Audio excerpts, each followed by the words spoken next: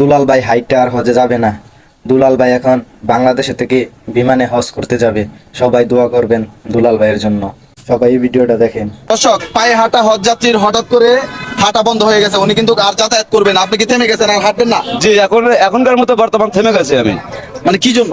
আমি থেমে গেছি এই রাস্তা দিয়ে যাওয়ার পথে সরকারের একটা উপরকার কর্মকর্তা আমারে দেখে গাড়িটা ব্রেক দিয়ে আমাকে বলছে তুমি কোথায় যাবে। আমি বললাম যে আমি হজের উদ্দেশ্যে রওনা দিয়েছি।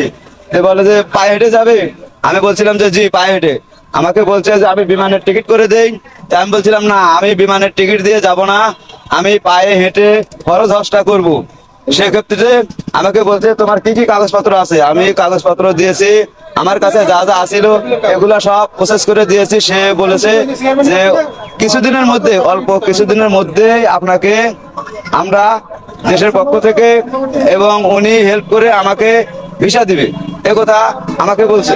এজন্য আমি থেমে গেছি।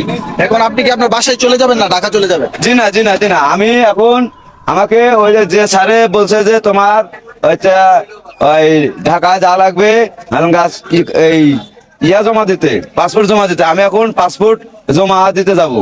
আচ্ছা, একটা ভিসা প্রসেসিং করতে গেলে ব্যাংক স্টেটমেন্ট লাগে, তারপর বিদ্যুৎ বিলের ফটোকপি লাগে, আনুষঙ্গিক অনেক কিছুই লাগে। কিন্তু আপনার তো কিছুই নেই, এই জন্য তো আপনার গ্রামের বাড়িতে 100% যেতে হবে ব্যাংকের টাকাগুলি জমা রাখতে গেলে। আমি গ্রামের বাড়িতে যাব না, কারেন্ট বিলের জন্য আমার গ্রামে আমার ছেলে আছে, আরো ভাই ব্রাদার আছে, তাদেরকে ফোন করে বলছি, তারা বিদ্যুৎ বিলের কাগজ দিবে। আর